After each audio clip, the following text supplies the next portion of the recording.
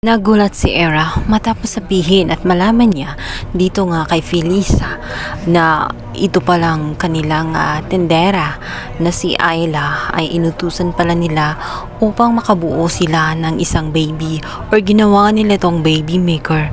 Bukod doon ay meron silang kasunduan kung kaya't sinabi nito agad-agad na kailangan hindi makarating at kailangan hindi makuha ni Lelet dahil natitiyak niya na gagamitin ang papel na iyon. Samantala, masamang balita nga ang sasabihin ni Samson kasama nga ang kanyang kasama kung saan sasabihin nito na nawawala nga ang papel na pinirmahan nila or ang kontrata kung saan doon nga makikita na ginawa nilang baby maker itong si Ira.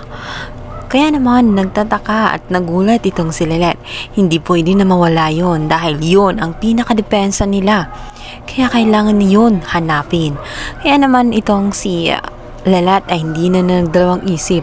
Sinabi nito kay Samson na kailangan nilang umuwi sa kanilang bahay. Kailangan nilang halugugin upang makita ang naturang kontrata.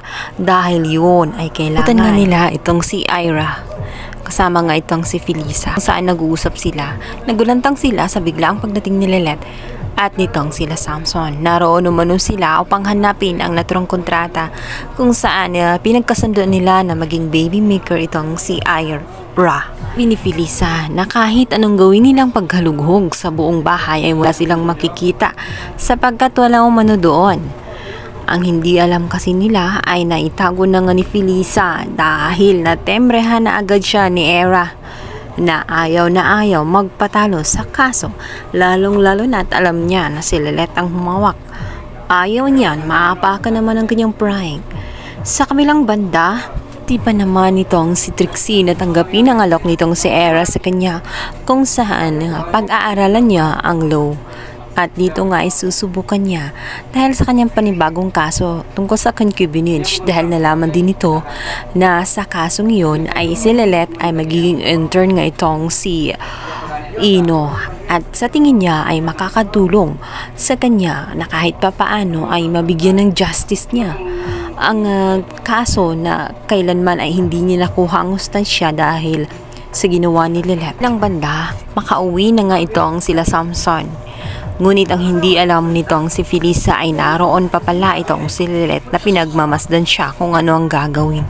At sakto namang nagsusunog ng mga papel itong si Felisa. At agad nalilitaw itong si Lelet at magugulat na lamang siya dahil dadadamputin ni Lelet ang papel na kanyang dapat sunugin. Magugulat din itong si Lelet ng kanyang buksan ang papel na iyon dahil yun pala ang pinakatago-tago niya. Sinabi ni Felisa na kung ano ang ginagawa niya doon sa loob ng kanyang bahay. Naroon umano siya para panghawakan ang katotohanan na dapat papairalin at huwag itatago. Agad-agad ay kinuha ni Lelet ang naturang papel at umuwi na nga siya sa kanilang bahay.